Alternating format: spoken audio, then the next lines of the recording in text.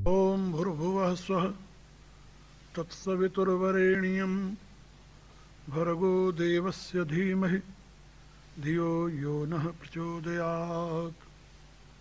ओम शांतिः शांतिः शांतिः। ओम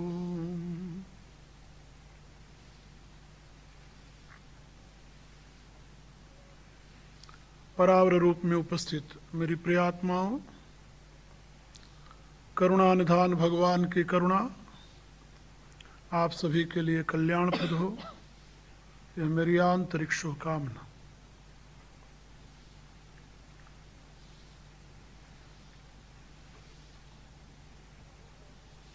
प्रभु का अनन्य चरणानुरागी भक्त मोक्ष नहीं चाहता, प्रभु का अखंड प्रेम चाहता है। इसलिए वह यह जानते हुए कि हमारा जो जीवन है वह प्रभु की ही एक ज्योति है, उससे भिन्न नहीं है, फिर भी अपनी भिन्नता को कायम रखता है। इसलिए रखता है जिससे वह प्रभु के प्रेम का पान कर सके, जिससे उसका आस्वादन कर सके, और इसलिए रखता है कि जिससे वह अपने भावों से, क्रियाओं से प्रभु को प्रेम प्रदान कर सके।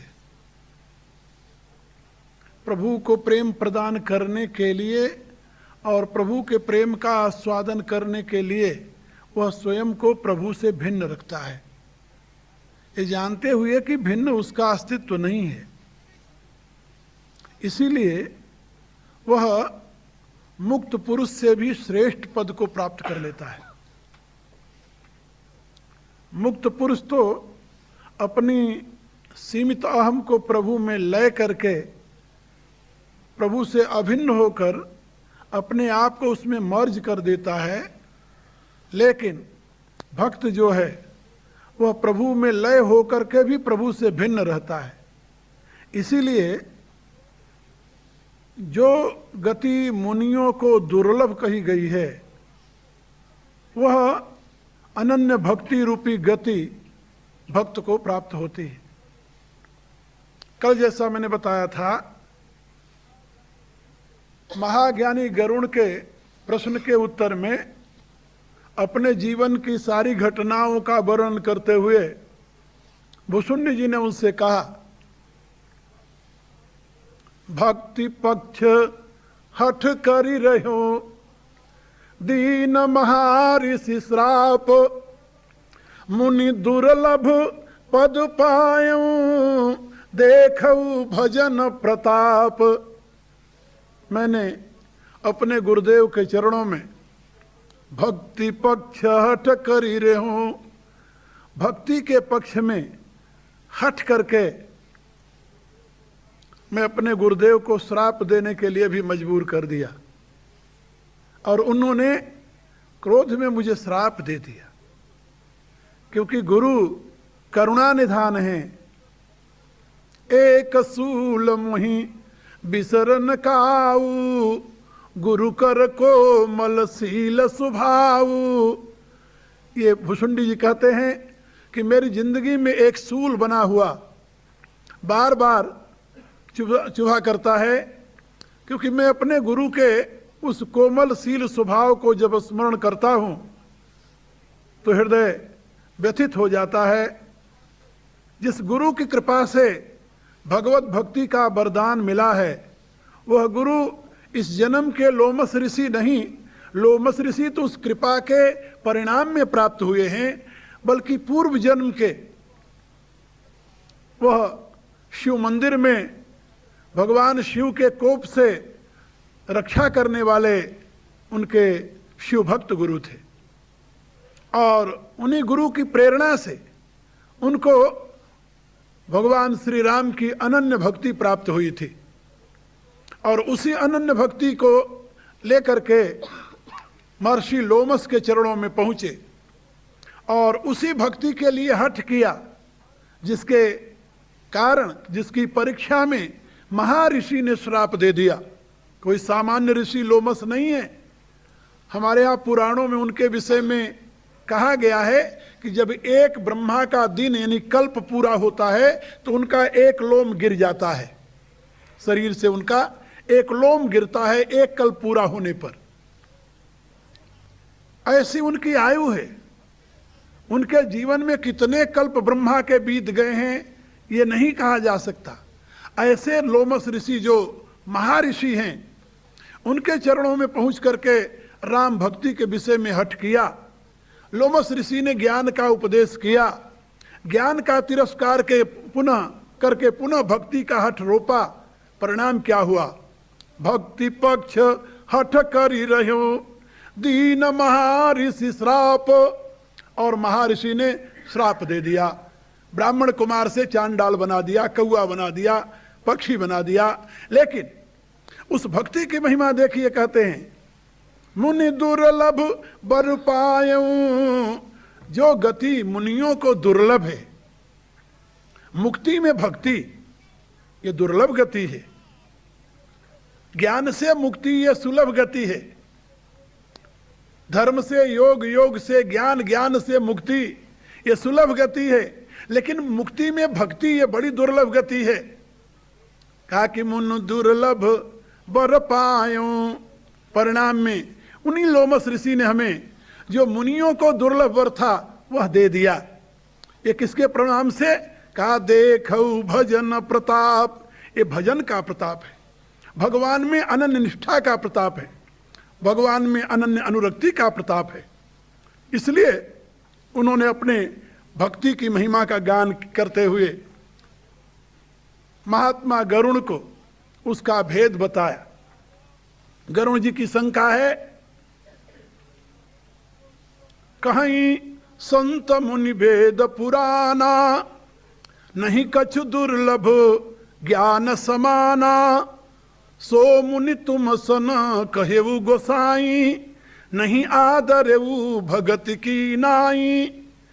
वेद पुराण संत शास्त्र सभी कहते हैं ज्ञान से दुर्लभ और कुछ नहीं है। महर्षि लोमस ने आपको बार बार ज्ञान का उपदेश दिया, किंतु आपने उसका भक्ति के समान आदर नहीं किया। जितना आदर भक्ति का किया उतना उसका नहीं किया। आपने उसके बदले में बल्कि यहां तक कह दिया कि निज नैन न बिलो की अवधेसा, तब सुनी हूं निर्गुण उपदेशा। हे गुरुवर, आप अपने इस निर्गुण उपदेश को अपने पास रखिए। पहले तो मुझे आप वो मार्ग बताइए जिससे मैं अपने इन आंखों से अवधेश कुमार श्री राम को देख लूं। उसके बाद में फिर आपके ज्ञान की बात मैं सुनूंगा।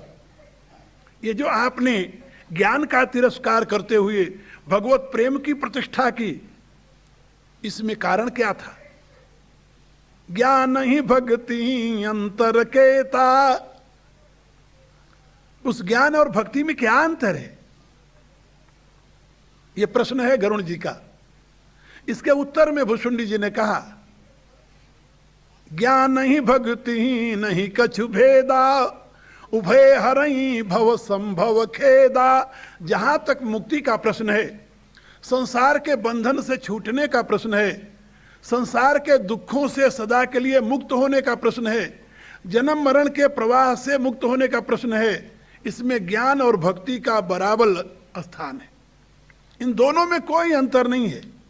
भक्ति से भी जन्म मरण से छुटकारा मिल जाता है, ज्ञान से भी मिल जाता है। कहा जब दोनों में कोई अंतर नहीं है, फिर आपने ज्ञान से तृप्ति क्यों नहीं ली? कहा नाथ मुनि से कहीं कछु अंतर। कहा किंतु, ये तो जानते हो ना, किसी बात को कह करके यदि कह दे हाँ लेकिन, तो लेकिन जो है बड़ा खतरनाक होता है, बहुत खतरनाक होता है। लेकिन कह करके उन्होंने सारी समानता ही धराशायी कर दी। कहा कि मैं नहीं कहता नाथ मुनीस कहीं कछु अंतर। जो मुनीश हैं, मुनियों के ईश हैं, मन के ईश जो होते हैं उनको मुनि कहते हैं। बात समझे? मन के जो ईश हैं, मन पर जो ईशण करते हैं, शासन करते हैं, मन को जो अपने बस में कर रखे उनका नाम है मुनि। और उन मुनियों के भी जो ईश्वर हैं, उन मुनियों के भी जो पूज्य हैं, उन मुनियों के भी जो आराध्य हैं, ऐसे होते हैं मुनीश्वर, मुनियों के भी ईश्वर। वो मुनीश्वर जो हैं वो इस रहस्य को जानते हैं। नाथ मुनीस कहीं कछु अंतर, सावधान सो सुनु विहंगवर। क्योंकि बहुत गंभीर विषय है, बहुत सूक्ष्म विषय है, इसलिए हे विहंगवर। विहंगवर माने क्या? हे आकाशचारियों में श्रेष्ठ ज्ञान का मार्ग, आप जानते हो वो आकाश मार्ग है। हमारे यहां ज्ञान के रास्ते को विहंगम मार्ग कहते हैं। विहंगम मार्ग माने आकाश मार्ग से जाने वाला। रामायण में जब कथा आती है भगवान राम के नाम की महिमा से, नल नील के द्वारा समुद्र के ऊपर पुल बन गया, तो वहां पर कुछ लोग पुल से जा रहे थे और कुछ लोग आकाश मार्ग से जा रहे थे। और तुलसीदास जी ने लिखा कि सेना बहुत बड़ी थी, पुल बड़ा छोटा था। इतनी बड़ी सेना इतने छोटे से पुल पर से कैसे उतर जाए? तो समुद्र ने प्रार्थना करते हुए कहा था कि मैं भी आपकी कुछ सहायता कर दूंगा। तो कहा समुद्र ने क्या सहायता की? फिर कहा कि देखन कह प्रभु करुणा कंदा, प्रगट भये सब जलचर वृंदा। तो भगवान श्री राम के मनोहर छवि को देखने के लिए जलीय जीव, बड़े बड़े मच्छ, मगरमच्छ, बड़े बड़े तिमिंगर, तिमिंग आदि जो थे वो प्रकट हो गए, ऊपर आ गए समुद्री प्राणी। और उनका एक अलग से पुल बन गया। पुल के इस तरफ भी वो खड़े हैं, इस तरफ भी खड़े हैं, प्रभु का स्वरूप दोनों तरफ देख करके। हो इतनी बड़ी सेना, तुलसीदास जी कहते हैं अपर जल चरण ऊपर चढ़ी चढ़ी पार ही जाए, सेतु बंधु भई भीर अति कपिनब पंथ उड़ाही।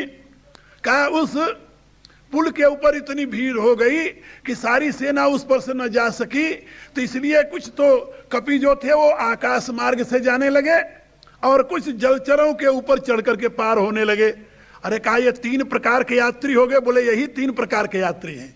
एक मर्यादा मार्गी है। मर्यादा मार्गी कौन है? कहा जो सेतु के ऊपर से चल रहे हैं, इनको मर्यादा मार्गी कहते हैं। ये वेद की मर्यादा के अनुसार अपना कर्तव्य पालन करते हुए जाते हैं, ये मर्यादा मार्गी हैं। और जो विहंगम मार्गी हैं, आकाश मार्गी से जाते हैं, ये मर्यादा मार्गी नहीं, ये ज्ञान मार्गी हैं। ज्ञान आकाशवत है, क्योंकि ज्ञान का आधार निर्गुण निराकार ब्रह्म है। निर्गुण निराकार जो है वो आकाशवत है। इसलिए वेद के आखिरी मंत्र में, यजुर्वेद का आखिरी शब्द जानते हो क्या है? ओम खम ब्रह्म। खम ये आखिरी वाक्य है ईशोपनिषद का, और ये आखिरी वाक्य है यजुर्वेद के 40वें अध्याय का। यहीं पर वेद का कर्मकांड समाप्त हो जाता है। ओम खम ब्रह्म। खम माने आकाश, वह परमात्मा आकाशवत है। इसलिए आकाश मार्ग से चलने वाले, निर्गुण निराकार का आश्रय लेकर चलने वाले जो हैं वो ज्ञान मार्गी हैं, वो आकाश मार्ग से जाते हैं। और तीसरे जो न तो मर्यादा मार्गी हैं और न तो ज्ञान मार्गी हैं, वो कौन से मार्ग से चलते हैं? जो उस समय अपर जलचरण ऊपर चढ़ चढ़ पा रह जाए। जो उन जलचरों के ऊपर चढ़ करके पार कर गए समुद्र, वो कौन थे? कहा वो भगवान के अनन्य चरणानुरागी भक्ति मार्गी थे। उनके लिए जलीय जीव, उनके लिए प्रभु की कृपा सर्वत्र अपना स्थान बना देती है। गरल सुधा रिपु करई मिताई, गोपद सिंधु अनल शीतलाई, गरुआ सुमेरु रेणु समताही, राम कृपा कर चितवा जाही। जिसके ऊपर प्रभु श्री राम की कृपा हो जाए उसके लिए सब उल्टी बातें सीधी हो जाती हैं। और वो जलचरों के ऊपर चढ़ करके उसी जलधि को पार करते हैं। कितना आश्चर्य की बात है। वो जलचर हैं, जलीय जीव हैं, जल में लेकर डुबोने वाले हैं, लेकिन उन्हीं के ऊपर सवार होकर वो जल से पार हो जाते हैं। ये उल्टी बात है, लेकिन ये प्रभु कृपा से हो जाता है। और यहां पर मैं आप लोगों को बता रहा था कि वो जो विहंगम मार्ग वाले हैं, आकाश मार्ग में चलने वाले हैं, उनमें सबसे श्रेष्ठ कौन सा ज्ञान मार्गी है, विहंगम मार्गी है? कहा वो है गरुड़ जी। इसलिए बाकी लोग ज्ञानी होते हैं। तुलसीदास जी ने लिखा है गरुड़ ज्ञानी नहीं है, गरुण महाज्ञानी गुण राशि। ये विहंगम मार्गियों में सबसे श्रेष्ठ है। आप लोगों को शायद पता न हो, हमारे यहां जो संप्रदाय बने ना, संप्रदाय, इन संप्रदायों के अलग अलग आचार्य हैं। किसी संप्रदाय के आचार्य भगवान शंकर हैं, किसी संप्रदाय के आचार्य भगवान मारुति हैं, हनुमान जी हैं, किसी संप्रदाय के आचार्य भगवती श्री जी हैं, किसी संप्रदाय के आचार्य भगवान का वह गदा है, किसी संप्रदाय का आचार्य भगवान का वह सुदर्शन है, किसी संप्रदाय का आचार्य भगवान का वह शंख है, शंख चक्र गदा पद्म होता है ना हाथ में।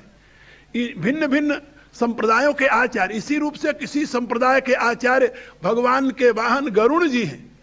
गरुड़ जी भगवान के अत्यंत निकट हैं, इसलिए भगवान के यानी चरित्र के विषय में, भगवान की महिमा के विषय में इनसे अधिक जानने वाला कोई नहीं है। और गारुड़ संप्रदाय जो है उसको हमारे यहाँ ज्ञान मार्गी संप्रदाय कहते हैं। वो गारुड़ संप्रदाय है। श्री संप्रदाय जैसे है वैसे गारुड़ संप्रदाय जो है वो ज्ञान मार्गी है। और ज्ञान मार्गियों का अभिप्राय यही होता है कि वो बिल्कुल निर्गुण निराकार में ही अपनी आस्था रखते हैं। उसके आचार्य गरुड़ जी हैं। इसलिए यहां पर भुशुंडी जी उनको सावधान करते हुए कह रहे हैं कि आप ज्ञानियों में, ज्ञान के आचार्यों में श्रेष्ठतम हैं। और ये जो मैं रस बताने जा रहा हूं ये उसके बिल्कुल विपरीत है।